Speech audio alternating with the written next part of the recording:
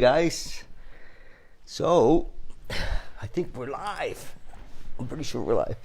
So I'm here with my friend Cody Ellis. And Cody, oh gosh, I've known Cody for at least 25 years. That's a good guess. You know, like Cody went to high school with my son Lucas. Lucas, yep. Did you meet Luke in grade 10? I met Luke in grade 10. At Western. Yep. And so I'm going to say that's in the 90s. Mm-hmm. Would it be in the 90s? Do you remember what year you graduated? That might be 99. Yeah, so I'm thinking, so yeah, we're close. We would have met in grade 10. And Cody went off and got a bachelor's degree in commerce. Yep. At Computers and commerce. Yeah, at University of Victoria.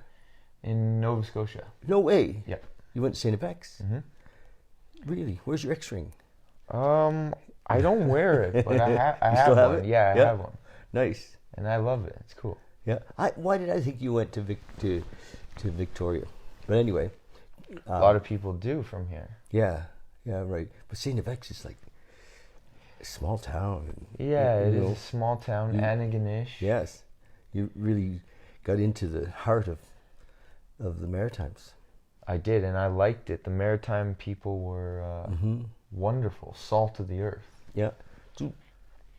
So you left there. You went into business, didn't you? Like did you go into something work-wise that was around your degree? I did, yeah. I went right into oil and gas software. Oh, here. Yeah. Yeah. And I had a cell phone, like a flip phone back then, where they could call me anytime and ask me questions about oil wells. Mm-hmm. So it could be Fort McMurray, it could be Brandon, Manitoba, and there'd be some oil guy. What do they call those guys? Something necks? Like roughneck? Roughneck? Yeah. Going, what button do I push to get this computer on? Because these guys don't have... They didn't know anything. Some of them don't even graduate from high school. Yeah. They go right into the field. Yeah. All they want is money. Mm-hmm. Yeah. I don't care about computers. No. But I had to answer the phone when I'm on a date in my early 20s. Yes. And tell this guy how to start his laptop. So we could pollute the planet. Sorry. You've had quite. That was the punchline. You've had quite a life since then. You've done some acting. So I did go into business, and then after that, I've had this whole life of like being in front of cameras, and I did modeling, acting, and now I'm into stand-up comedy in Canada. Wow. The hardest country to do comedy, maybe. I don't know. Probably the easiest. We're pretty good at laughing at ourselves. We say sorry a lot, and that's like self-deprecation. Yes. But it's almost like a sad mindset to be in when you're sorry. Mm-hmm. It's like, I'm sorry I was late meeting you here, and I'm sorry that I wore this shirt, and I'm sorry that it's cold here. So sorry is kind of bullshit, isn't it? Right? Yeah. It's a poor mindset. And I've always thought that, even as a kid when I couldn't say anything. I couldn't protest. I wanted to tell all the adults like you when I met your son. I wanted to be like, tell your dad I don't want to be sorry. So this is a weird segue, but well, just a second. In my defense, I don't think if you hung around my house that there was ever any need to say you're sorry. I was probably projecting. Yes. Yeah. My deal is really accepting people exactly as they are. I always noticed that. Yeah. Even when I was in high school. Yeah. You had a spiritual vibe. Well, it's been a lifetime of learning to let go of judgment. And often judgment comes from some idea that I think I know. You know, what's right for you or what's wrong for you or anybody else. And it took me years to realize that I don't know shit. In a way, I know... But you know your shit doesn't stink. I don't know about that. Or does... No, it does stink. Sorry. Sorry. That's a bad... yeah, that was bad. That was a bad shit pun. Yes. But right on. I had to step in it. You did. Okay, you were saying you don't know shit, but I don't believe that. It seems no, like you know a lot. Well, it's different. Like, there's just a difference around from having an awareness or having, knowledge of how things work or whatever, than thinking I know what's right for somebody else. Or that's the judgment. Even thinking I know what's right for me. If I'm truly living in the moment. So how does that piece work? Because maybe that's what I'm into now in my life. If I'm truly being present, everything is a surprise. Mm-hmm. Everything is an adventure. Right. Everything is holy shit. But if I'm trying to manage everything for me, mostly that's coming out of fear. I'm trying to be careful. I'm trying to get it right. And there's no getting it right. There's no getting it wrong. There's just showing up.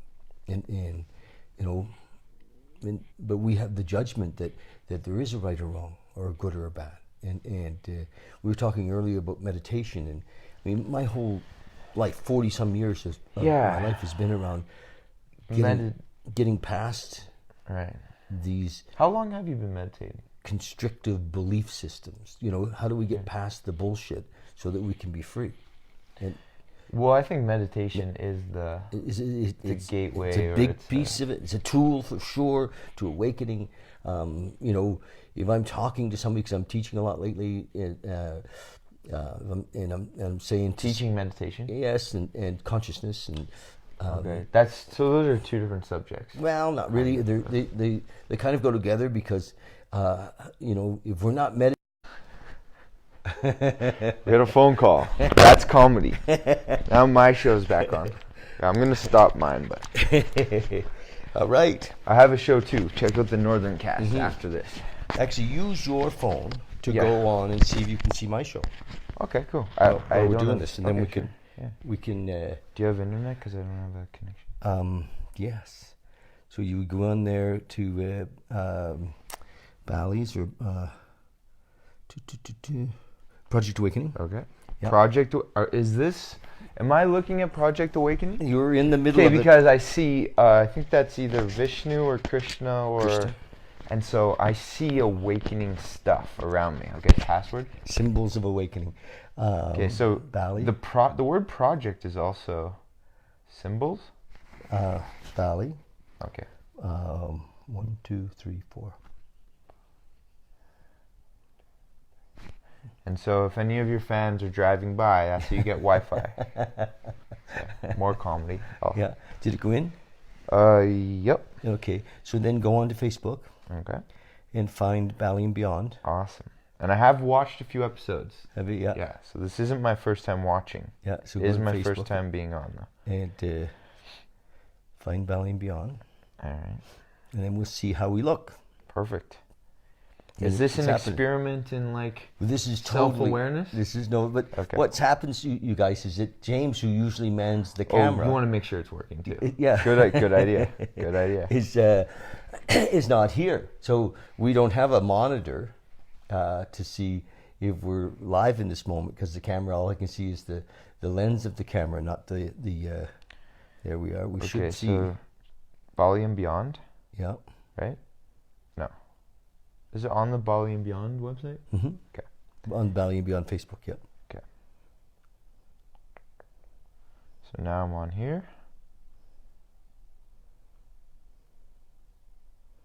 Cha-ching.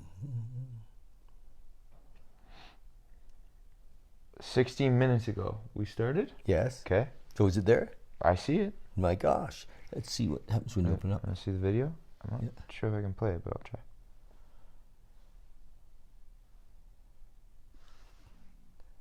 Ta-da.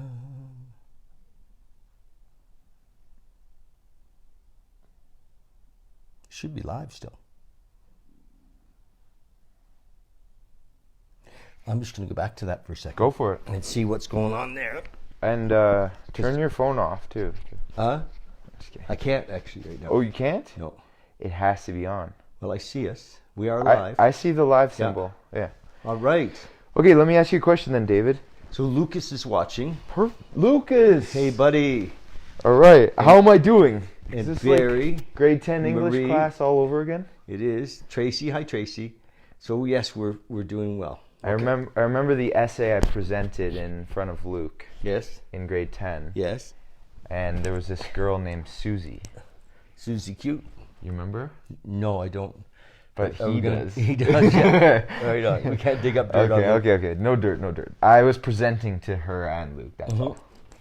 I did an essay on the golden rule in religions and how...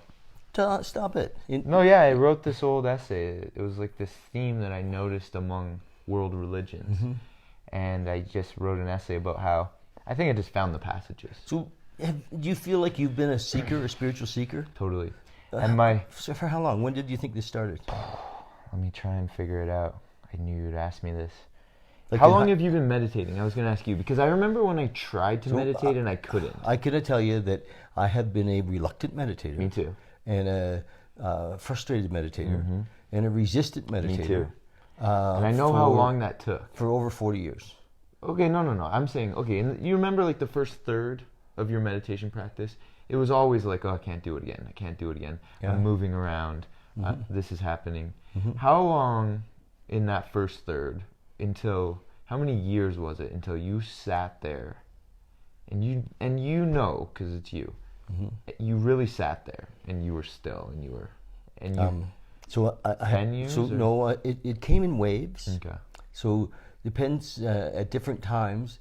I in my life I was more surrendered than others, and more able to sit for longer periods of time than others. And how long's long? Well, now if I sit, I can sit for an hour and a half, 2 hours. 2 hours is like good. That's a good long one. Yes. Yeah. Okay. Yeah, and then I've been listening to a lot of Ram Dass. Do you know Ram Dass? Yeah. Just passed away. Yes. Yeah.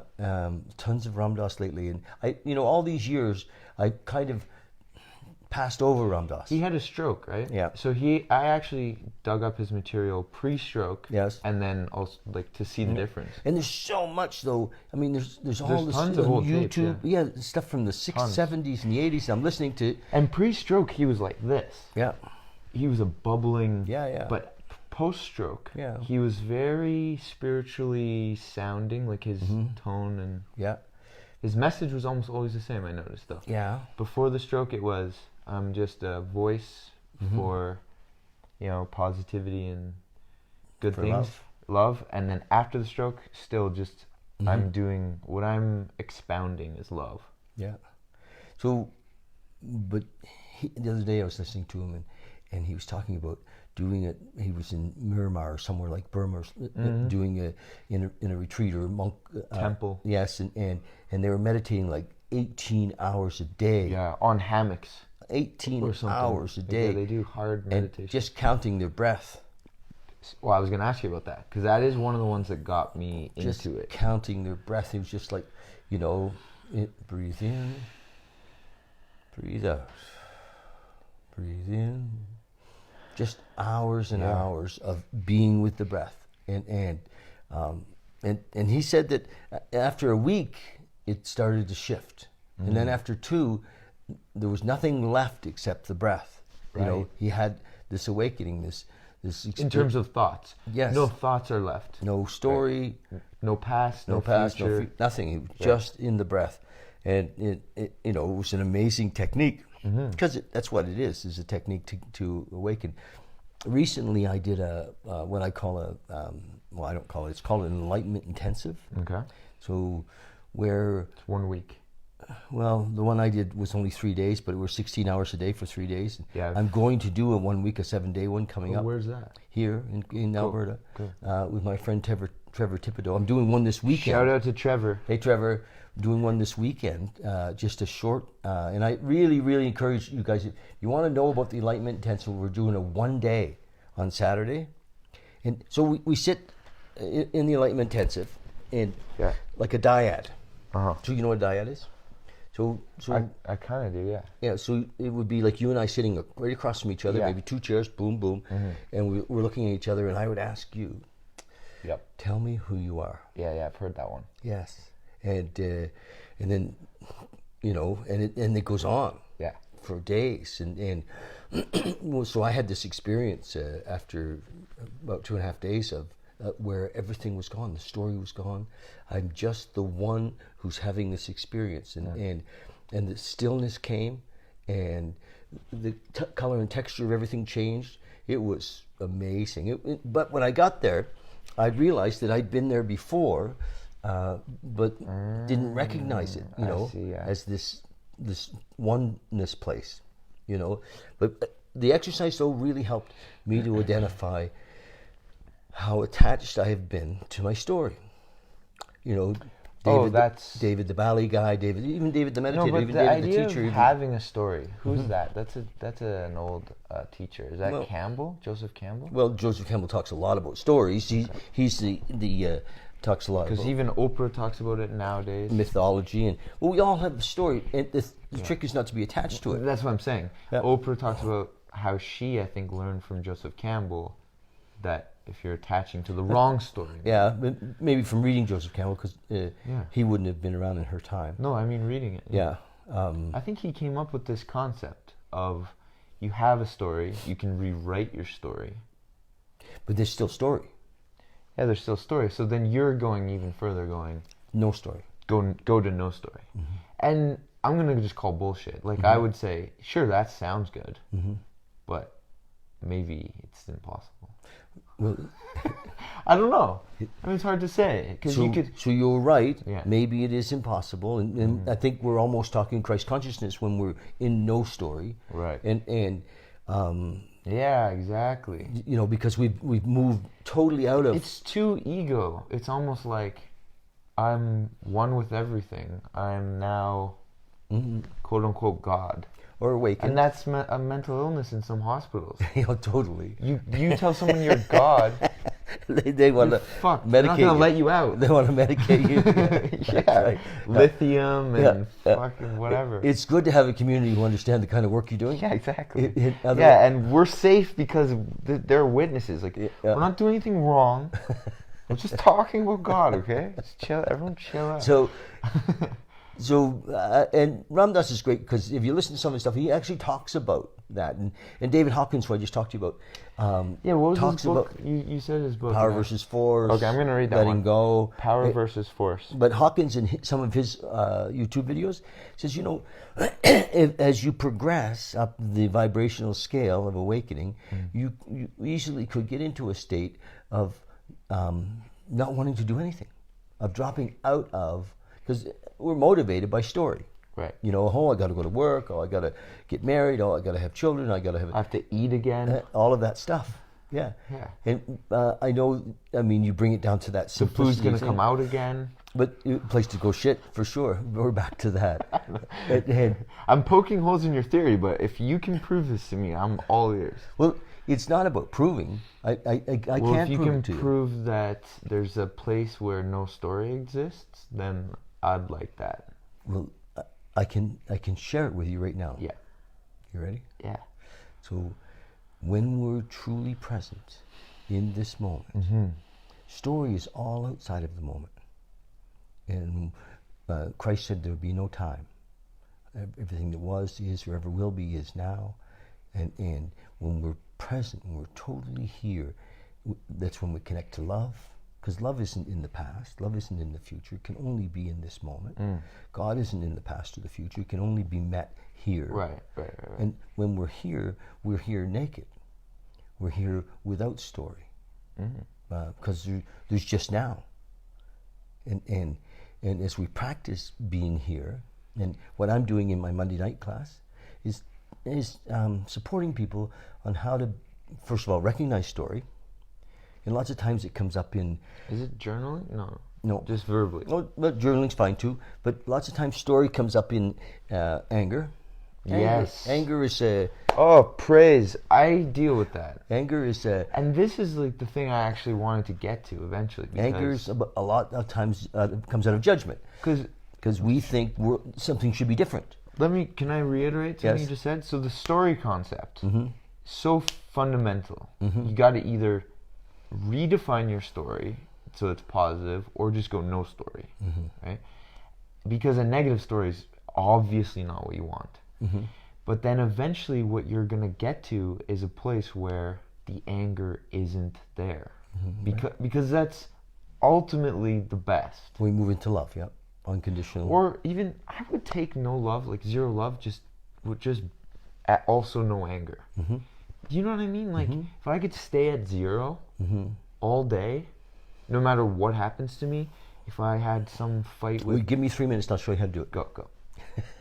I mean, they're listening too. Yeah. It's not just Are you guys listening too? So I'm going to... Tell them in 3 minutes. I can. So it's a practice. It really is a practice. And so, but what I suggest is we use things like judgment, complaint, fear, anger as touchstones to the moment. So when it comes up, and it becomes a practice, and when you're feeling angry, you're in traffic, and that bastard didn't turn right, or you should have turned right. That bastard. I know. So we should have let me in. He should have let me in, and anger comes up, and we recognize it because we're practicing a new way of being, which is to recognize when we're feeling angry. Recognizing is first. Yeah. Go ahead. And so awareness, or recognizing, or consciousness, we see it. And then, with the breath, we bring love or God into the moment. And then we become present. When we're in our breath, we're here. When we're in our breath, there's nothing else happening. It's right. If we're in our breath. So, but mostly we're not. Why we shallow breathers? Because we're not even here. We're not breathing. The body's breathing by itself. And so our breath has a way to bring us into the moment, whether we're meditating or even if we're angry. We pause and we come into the moment, and the anger just falls away. It's like, oh, and it takes some practice. The same with fear. Fear can be the highway to consciousness. And when fear comes up, have you ever heard any fear? Rhetoric. So we know. Still here. Yeah, we know about fear, and we call it what we call fear 100 names. Social anxiety, stress. We call it 100 names for fear. But fear is still fear, and fear is we're disconnected. I believe that we are spiritual beings and having a human experience. We've gotten disconnected. I love that. And we've gotten disconnected. And how do we reconnect? By coming into the moment. And what does meditation do for us? Well, as we meditate, we become conscious of what's happening in this system. So we're sitting here and we're watching our thoughts. And then eventually we say, who's watching the thoughts? I see my thoughts. Right. Because the unaware, the unconscious think their thoughts are them. They attach. They attach to their thoughts. They think, I am my thoughts. And most therapy is about treating your thoughts. Yes. We can help you with that. Well, bullshit. We can rewrite your story. Bullshit. You're talking like CBT. Most therapy is about changing your thoughts. You ever been to a therapist? Yes, many. Yes, I'm not joking. This I time. know you're not. But they're lost. They cannot bring you into the moment. Some of them are in bad marriages, and they're telling you how to be in a marriage. It's like, what the fuck? Yeah, because they're trying to manage life. Yeah. And that's impossible. It's impossible.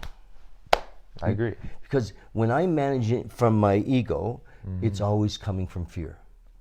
Right. And that's Freud. Like, can I ask you about Freud? Mm-hmm. So that was a great speech, and I'm convinced again. I feel like this after I'm at church or after I meditate, and then I'm gonna lose it. Like it does. It's gonna wear off. It unravels. Yeah, it's gonna unravel. Like I'm gonna go. That's why we practice. I'm gonna go try and get another day job so I can pay the rent and like talk to my girlfriend and talk about landlord stuff. And at some point, I'm gonna go, God damn it, I don't feel good anymore. I need to meditate again just to get to zero because right now I'm in a hole. And this is what my therapist would always say, like, you, Cody, you go into these patterns of regret. Mm-hmm. Which is story. That's a story, right? Mm-hmm.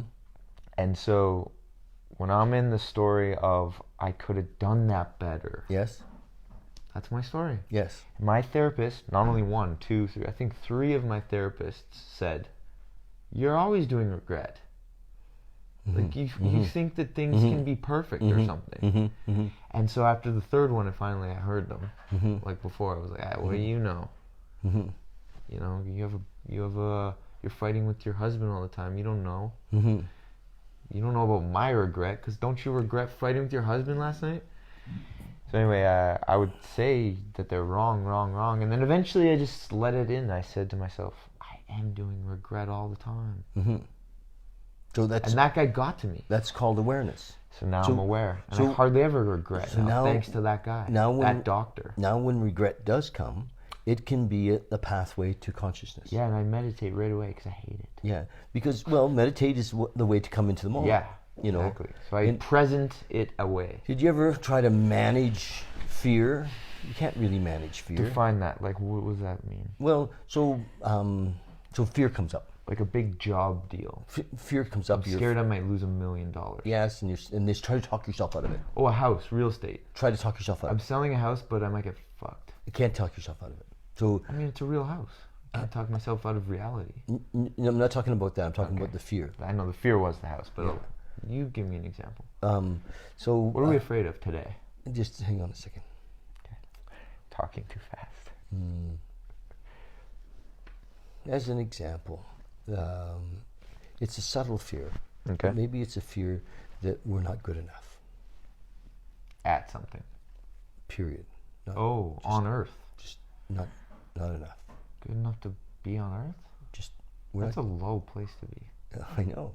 Like homeless people, some homeless people might feel like, I don't even deserve a home. I suspect that most everybody has a low level, I'm not good enough fear.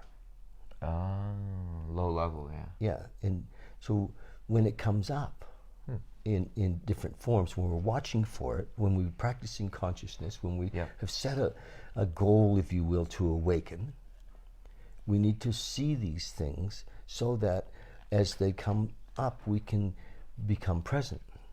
We can use consciousness or breath to bring us into the moment. Breath work. And every day is breath work, yes. Not breath work. T-shirt, every day is breath work? Yes, that sounds great. So whatever it is, whether it's fear, whether it's regret, whether it's even in a way gratitude, because gratitude is saying... You're going from fear to gratitude? Yes, just watch for a second. It's still a story. It's still, it's a better story than not good enough, but it's still, it's a replacement. It's a Band-Aid. It's still story. It's just saying... It's church. This is good. It's the Pope. Yeah. Instead of this is bad. It's the Pope and church and the Pope mobile. Well, I don't know about that. And bishops. It's the stuff that's like, it sounds good. Yeah. Gratitude sounds good. But I guess gratitude everybody can relate to personally. The outside things that are going on. Go to church on Sunday, otherwise what are you doing all day on Sunday? Like, if you're not in church on Sunday, are you grateful enough? I don't know. Hang on, go close that door. Can you hold that for me? Yep. Thanks. David is closing the door to fear, I think. And I'm now hosting. Oh, I'll rep my... I also have a podcast. It's on Instagram at NorthernCast. It's all comedy stuff. We have clowns on. All right. Back to you. Thank you. So, fear to gratitude. Anyway, I'm in the middle of the bridge. You're taking me from fear to gratitude, and I'm kind of on a wobbly bridge. Yeah. So the idea of letting go of right and wrong. Now, we don't have to automatically go to, the pedophile's wrong, or my church example. Yeah. Okay. Or that was intense. Let's just look at how we judge ourselves. Okay. As good or bad, or right or wrong, and often they're both the same. Mm-hmm. So we can get to a place of just being, and being in love is where wouldn't it be great to live in unconditional love? Great, and I've been there. It's like an island. But they kick me out. They go, get back on that pirate ship and drink a beer. When you're addict. In unconditional love, you need to keep your mouth shut. Just be quiet about it, right? I didn't know that rule. That might actually help me. Yeah. Next time I'm there, I'm gonna. Because being on the island of unconditional love and yelling. Right. It outs you. It outs you. That guy shouldn't be here. So. What did he do? How did he get in here? What did they do to Jesus when he was in the island of unconditional love? What did they do? That guy's not wearing the right shirt. What did they do? They put him on a cross. Jesus, yeah. Yeah. So he didn't fare well. It's interesting you bring up Jesus, mm-hmm. because when I grew up with your son, mm-hmm. there was this place he went, and it wasn't Jesus related, mm-hmm. but I think it was a Christian. I don't want to use the C word, because if Luke's watching and I say the C word, we say the C word. It's cult. Oh, he went to a cult? Well, I don't know. No. I thought it was this Christian thing. Oh, you mean the summer camp you used to go to? No, I don't know. I didn't go. I barely asked him about it. No. But what I'm saying, if we're talking about Jesus now, I know all about that guy. Do you? I know about the real stuff. I know what they told me about him. Mm-hmm. You know, I know so what they read? I've read the whole thing, memorized mm-hmm. the whole thing, grew up Catholic. Mm-hmm. I remember the day I figured out that it was like Santa Claus. There was no Santa Claus? That Jesus was like Santa Claus. Okay. So what I'm saying to you is like, because I know your son, and mm-hmm. I watched him go through a similar journey with like some churches and. Luke, I missed that. Oh well, I'll tell you, but I just don't want to speak for him. But yeah. Anyway, what do you think of this idea that the Christian church is good or bad or? Well, I have no opinion on that. Okay, but you just finished asking me about what is right and wrong, and then you ended it with Jesus Christ. No, I didn't ask you that. You told me then. No, I didn't tell you either. But you said Jesus Christ. No, I did, but I didn't say. What I said is. So I missed something there. Yes, imagine that our judgment of right and wrong is based on our story, on our conception of life. Like a limited conception of life. How'd you get to Jesus? Because we were talking about living on the island of unconditional love. Oh, okay, let me go back to that. So that was a good metaphor. Yes. So we're on this island. Mm-hmm. Everything's great. Just meditated probably since I'm there. And there's Jesus over there. Clearly he's there. He's unconditional lover. Mm-hmm. He's like the original unconditional lover. Like if Socrates and Plato mm-hmm. and Aristotle and Pythagoras mm-hmm. didn't figure out unconditional love, for sure JC did. Mm-hmm. So he's on the island. Clearly, yeah. Okay, I'm there. Yeah. Now walk me. How do we now get to reality? Because this is a metaphor. Well, there is no reality in the sense of where we've been living. Mm-hmm. You know. Sorry. Because what do you mean by that? Well, there is reality. We're in reality. This podcast is in reality. Who do you know? Mm-hmm. No, how do I word it differently? Most of the people on the planet mm-hmm. are living in fear. I totally agree. Okay. And is that the reality? You as a teacher, I think you want to help them. Is that the reality that you're suggesting we live in? I'm saying like I've been there, and I've also found my way out of fear. And I've been on this unconditional island, so I know both Fear Island, if we can call it that, mm-hmm. and Unconditional Island, and I know how far roughly it is Fear's between a continent. Good point. Let's say it's Fear Continent and Unconditional Love Continent, and I guess what I'm getting at is I think I know how long it takes to get from one to the other, because that's what I do when I meditate, and I try to get other people to come with me. Mm-hmm. You know, like I try to get my girlfriend. So I say to her, we can both go. Bring her to the Monday nights. I will. We can both meditate, mm-hmm. literally right mm-hmm. now. Mm-hmm. We can both do breath work mm-hmm. right now. Mm-hmm. We can both get to mm-hmm. either balanced mm-hmm. or positive, mm-hmm. loving. So where we're stuck though, Cody, and is this idea that we think we know. Yeah. So your mind is pretty busy.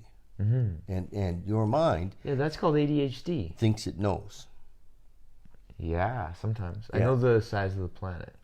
See, no, like I could do a little test on you. Are you a flat earther? We don't care about that. But would you say to your fans, I'm a flat earther? No. No, because you know that. You know how big this planet is. It's irrelevant. It's not personal. Okay. I don't give a shit or flying fuck about the weather or okay. Those are not relevant in your life in this moment. And so what I'm striving to do is help people to get personal. Right. But we don't get personal because we spend all of our time creating a mask to show to the world, because we don't want people to see us, because if people see us, they'll realize that we're afraid or that we don't know. And it's okay not to know. We've made up this story about the future. We've made up this story about the past. Neither one of them are true. We don't even know what the fuck happened in the past. Even if we were there, we only saw our perspective. Totally. And it was through and we're both white guys, so what do we know? It was through a screen of our fear. Privilege. Whatever, it could be our privilege. Again, that's another story. Yes. It's another story. And it's a story that's all over the place. Well, it doesn't matter. Okay, sure. Maybe it doesn't, only but matters if you buy into it. Yeah, that's true. But right now I'm buying into like Christians on the Wall, and I'm in Project Awakening. So I'm buying into a story right now. True. But I don't that I'm awakening in a weird way. Like just by being on your show, I might be awakening. Right? That's how this works. Like just by taking my fear of public speaking. You don't have a fear of public speaking. You're a comedian. Now, but I wasn't always a comedian when you met me in high school. Well, now it's all that counts. True. Now I don't have the fear, but I had it. Yeah. And it was like a luggage suitcase that I had. Yeah. I remember walking into the first. I had a knapsack of public speaking fear. Yeah. I walked into this comedy club, and I wrote my name down on a piece of paper, and then they said, your next act is Cody Ellis. Mm-hmm. And that's literally all that happened from I was a comedian to now or wasn't, and now I'm not. Now you are. And so that knapsack, Did you go up? I just left. Yeah, I went up. So you were open mic? And I almost left. Yeah, I was thinking like I could leave right now and no one would ever know I thought about doing this. Right? But I went up, told a joke about my dad, told a joke about my dog at the time, and told a joke about being Canadian and saying sorry all the time. I'm sorry. And everyone sort of laughed. So a couple people were like, "I was terrible," and then I left. Yeah. And then that was literally the knapsack. I felt the weight. Like, did you get that one on video?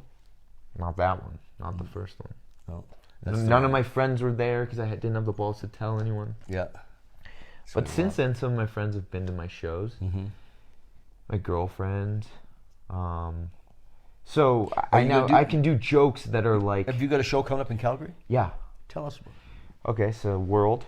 I'm gonna announce all my shows on that Northern Cast podcast that I said, but you can announce them now. The ones are coming up. I'm gonna be doing Broken City Mondays, and the Yuck Yucks roast battle. Mm-hmm. I don't have the dates, but those are the Calgary shows that I'm. Where's Yuck Yucks? Yuck Yucks is in the casino. Down on McLeod Trail? Yep. I was at a show there recently. Good? Yeah. Cool. Yeah. What was just comedy? It was comedy, and this guy I was telling you about who I really like, who I can't remember his name right now, but he's a friend of mine on Facebook. He talks about his life in his act, you were saying? Yeah, he does, yeah. And he struggles with some mental illness. Okay.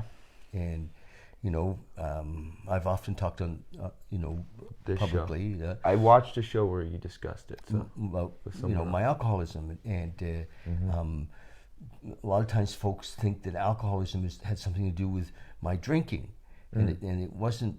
What I didn't know when I first got in recovery.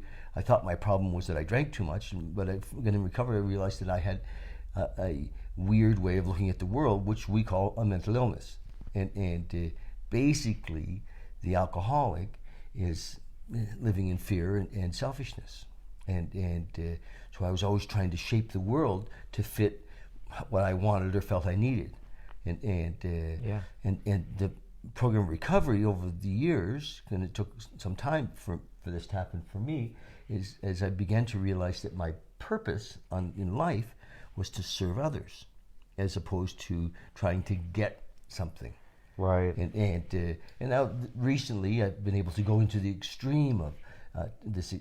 I'm living in an experiment of actually not controlling anything. The best of my ability to surrender each moment and around money, around where I live, around just doing my very best to surrender and serve. So I talk to my higher power, God as I understand him, love, whatever you want to call it, and say every day, show me how I can serve. Put me in, coach. I'm ready to go. I have a new employer, and it's amazing.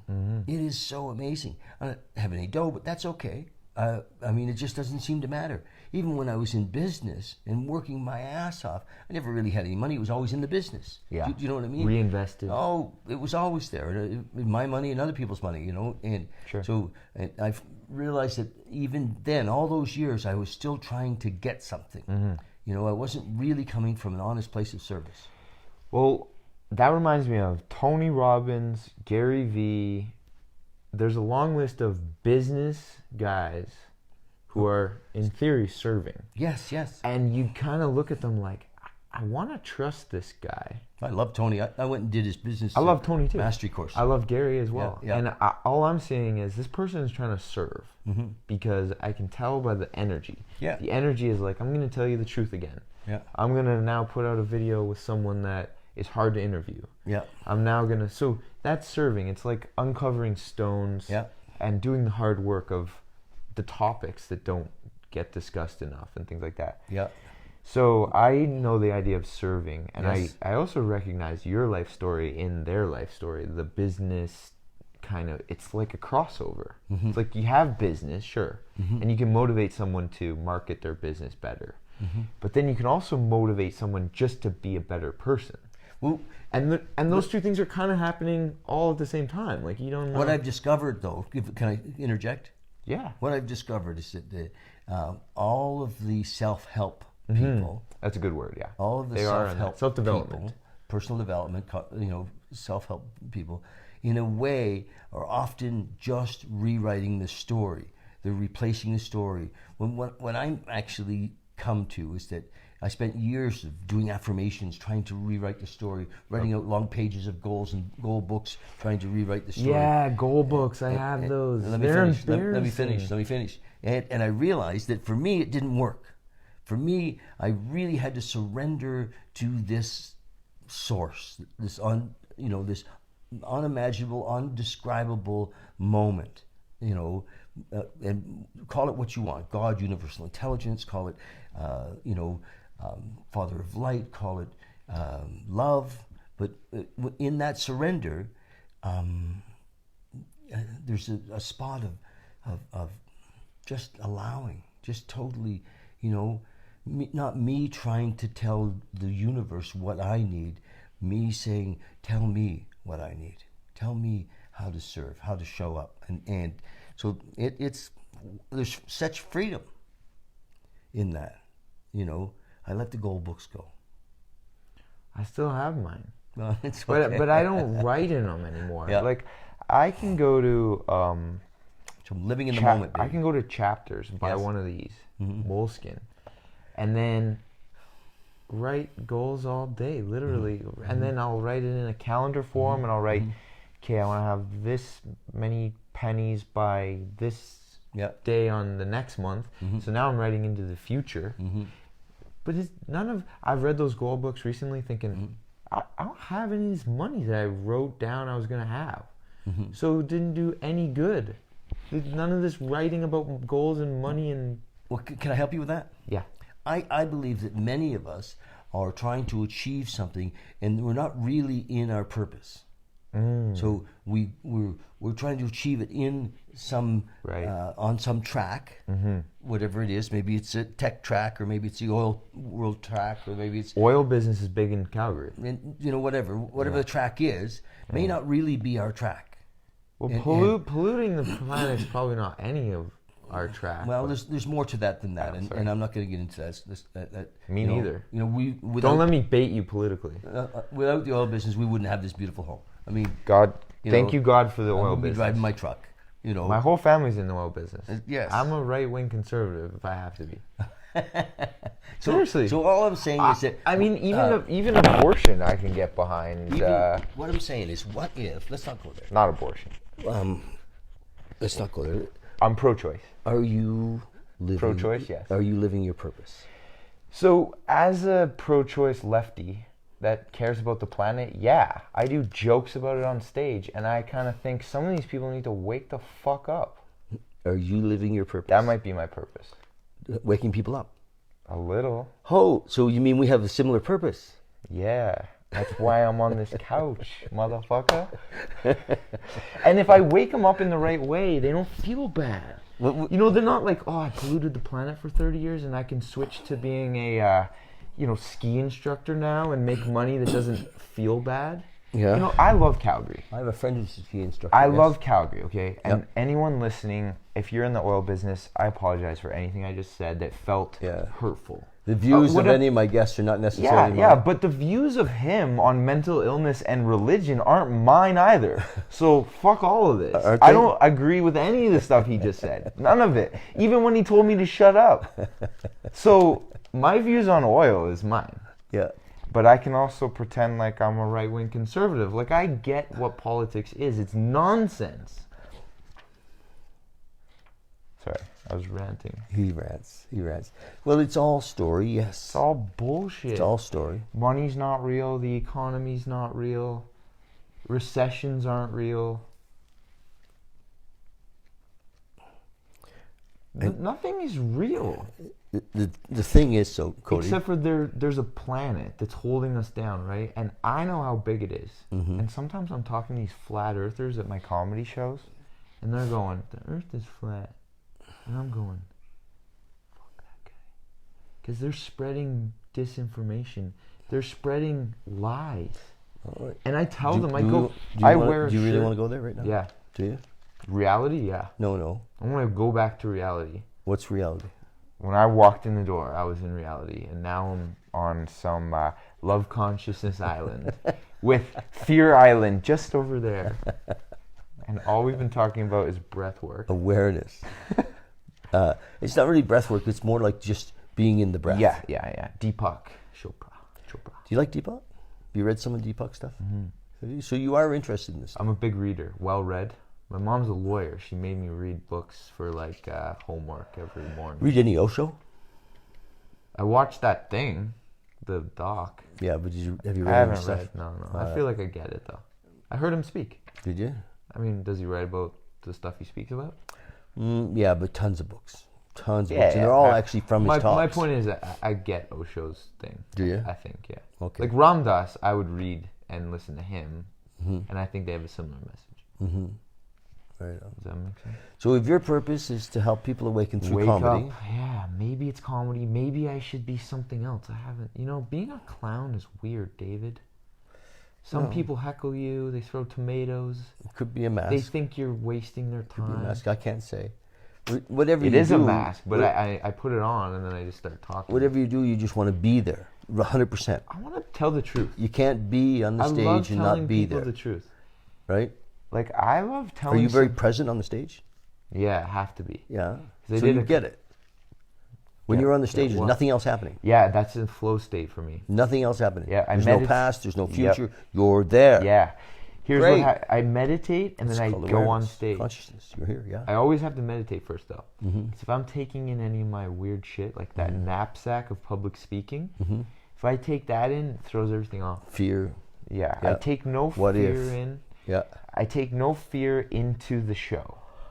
Yeah. And I'm a clown from the moment I walk into that comedy club till the moment I walk out. So on Monday nights, I don't know if you've ever seen my videos, but we're doing a thing on Monday nights, meditation and consciousness. And I sit at the front of the room and I speak. No, I want to come. I think I signed up for it on Facebook. And so I sit in the front of the room and I speak. And so sometimes I have, before we start, fear can come in. Right. And then, but as soon as... Being a teacher. Yeah.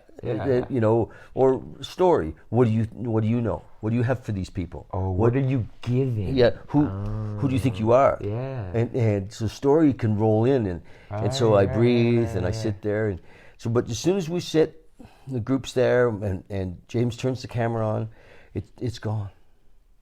It's just like. And how do you explain that? Well, I just come into the moment. Like it just goes. I'm You're now meditating. Here. Right? I'm now here. I feel connected. And sometimes I don't even know what I said. Yeah, that's channeling. Well, I don't know. But I think that sounds like channeling. I mean, we can call it what we want. If you don't remember what you said, then maybe you didn't say it. Maybe That's I didn't. The definition of channeling. I listen to this lady, Esther Hicks. Yeah, we love Esther, yeah. She channels on YouTube. Yeah. I'm going on her cruise. This is now I'm doing that whole manifesting goal setting thing again. Because you want to go with Esther on the cruise. Yeah, but I don't write them anymore. I just say them into cameras, and into microphones and shit. Who does she channel? Abraham. Abraham. So what Abraham apparently is... You guys heard of Abraham? I've researched Abraham a little bit, just trying to gather what this channel would be. It's a group of entities who are old, and I think they might have been like Abrahamic monks. So they have wisdom. A lot of them are ghosts or like deceased, and they can somehow... Will they all be deceased, wouldn't they? Maybe not. Maybe some of them didn't ever live. Oh, okay. So I don't know how that works. Okay. Some of them could be infinite intelligence that are just with Abraham. I don't know. But some of them I think are deceased monks. I think she said that on a tape. And they come into Esther, who's a woman on Earth today. Esther Hicks, and she channels, and she'll answer questions. She'll interview people. She'll just sometimes she just rants. She just does these like... But she's pretty cool though, isn't she? She's very cool. Yeah. And people don't cut her off because she's almost always positive. Yes. You know, like, it would bother me if she was speaking to a room on a cruise and it was all just like, this is what you guys should do. Yeah, yeah. You know, and sometimes Tony Robbins gets a little... So she's not pontificating. She's not pontificating anything. Okay. It's just... Life is this way, and here's Tony sometimes pontificates? I don't know. I shouldn't have said that. Well, yeah, maybe, but yeah, I do. Maybe, I don't know. I mean, I love Tony. I love Tony, but he's human. Can I tell you a story? Being. Yeah. I mean, for years, I listened to Tony on 8-track. Me too. I had the tapes in junior high. You had cassettes. I had 8-track. Yeah, I had CDs and CDs. But so Tony's been around forever, right? Great guy. And he's not serving, last year, for but sure. the year before, I got to go and spend 5 days with Tony in Florida, Palm Beach or Palm Springs or whatever, where we were, Palm something, and it was great. 5 days. Tony was on the floor almost all the time. Wow. And he was good. He was just really, really something. And so I was blown away by Tony. His energy, his caring, his delivery, his content, was very uplifting. Yeah. But right. It wasn't really, I came away pumped up about the new me. Sure. But it wasn't really about being here now. Okay, so this is I'm just going to disclaimer you. Yeah. We're not gossiping about Tony Robbins of Earth. This isn't gossip. No, I'm just talking about my experience. What you're saying is just one thing. Just my experience. The topic of being present in the moment, like a meditator, that's how I relate, wasn't as a part of Tony's presentation. No. And that's fine. No. That's just his presentation. Yeah. When I had somebody the other day, we were talking about this and, how to live this way. And she said, but I have to go to work. How can I pay the rent? I have to go to work. To myself. And I said, honey, living in the moment doesn't mean that we don't go to work. That's the answer. It doesn't mean that we don't live in the world. Yeah. We're not talking about being a monk in a cave. We're not. No, we're talking about as nice as that sounds. Here, now, wherever we are. Would you do that? Would you trade all this? Would you trade this staircase in Calgary, Alberta for a cave? This is my cave. No, but real talk. No. If there was no No. Okay. You wouldn't. It's not that. It's not that I wouldn't. Between you and I think I would. It's not that I wouldn't. Let me reframe that. I think I would live in a cave. If I felt that was what needed to happen, if that was the next call. What God told you to do. Yeah. And don't tell anybody I'm talking to God. They're going to lock me up. You can't get out of this now. Okay. You said the G word first, and I was listening. Yeah. So she was like, how do I live? And being here now is only works if it works on the street. It works in our life. I love that term. Yeah. And because on the street, you have bills. Yeah. You have a job. Yeah. You have a boss. Yeah. Here's one I've been encountering with my students. I mentor a little bit, but I don't have a classroom like you're describing. Mm-hmm. I'll text people and they'll come to me just various ways. They'll come to my comedy shows sometimes and just ask me questions about life. And I'm like, why are you here? But I'm doing a bit. As long as they paid, it's okay. I'm doing a bit of teaching, And sometimes I tell people this piece of advice too. I say, you know, you gotta have a boss. That there's no one around without a boss. This isn't, I don't know why I'm whispering. This isn't a secret.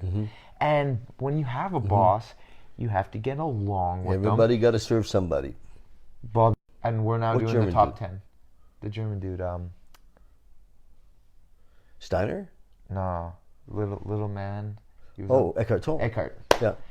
So And you Steiner's great too. okay, Steiner. You know okay, Rudolph? So I'll give you 11. Rudolph Steiner. I'll give you number 11 on the top 20. Yep. Is that guy? Who? Rudolph? Yeah. Steiner. Okay, He's so great. Yep. We got a guru list going. Yes. I did a bunch of them. You said we got 19. We got 12. 11, 10, 11, 12. We're trying to get to 20. Okay. I said Abraham, but so I think he or she is probably top. Yep. Louise just died. Louise Hay. Yes. Wayne Dyer just died. Yes. I'm trying to think of living. Actually, I want the list to be living. Stephen Mitchell. Mitchell. Do you know him? This is our list. This is a competition. Oh. He's You wrote the Mitchell. Bhagavad Gita? Okay, you got Mitchell. Do you know the Bhagavad Gita? Yeah, I read it. Yeah. You have to live it. He didn't write it though. No, he translated translated it. Yeah. This guy. All right. Mitchell, you want to go or should I go again? We're trying to get to 20. That's 13. But we didn't talk about Osho. Okay, Osho, I'll give you 14. Osho's. Okay, 15. Awesome. Yeah. Do I go again or you? Well, I had a teacher for years that I would think would be on the list. You go again. His name was Paul Lowe. Okay, that's 15. I'm You're going to up. do 16. Yep.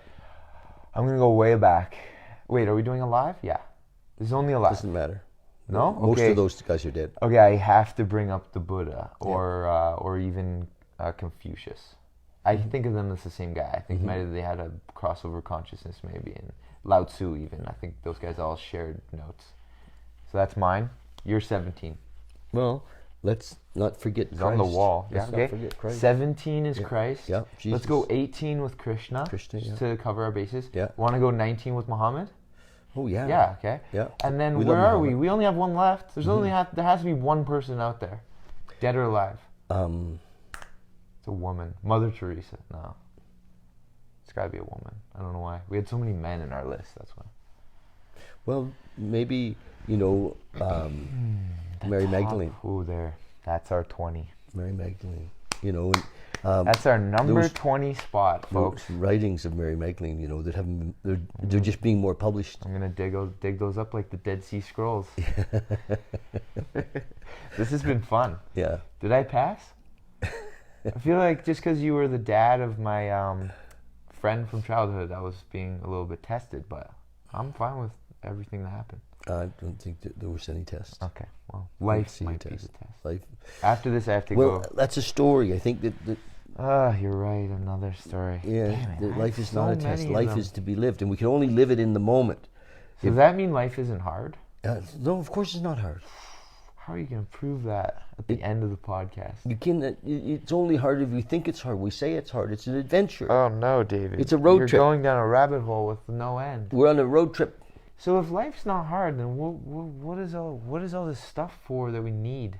Well, we don't need all this stuff. Drugs and alcohol, books, Yeah. houses, We're money. on the wrong path. We're in this. All right.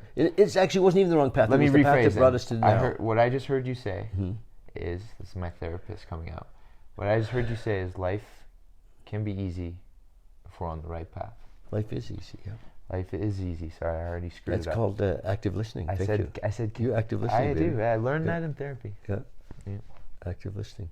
We can do that. Okay, we love you guys. Love you. Thank you so much for watching. And, Thanks for accepting me in your lives, fans. And follow Bali and Beyond, Project Awakening on YouTube. We're really trying to build our YouTube. Hit subscribe. Hit subscribe on YouTube. Come If you, Monday nights. if you forget to subscribe, you kind of just listen to this for no reason. Monday nights, we're kidding. doing our thing we're live on Facebook Monday nights, but we're doing our thing at the Scarborough United Church, 7 o'clock on Monday nights. I'd love it if you come.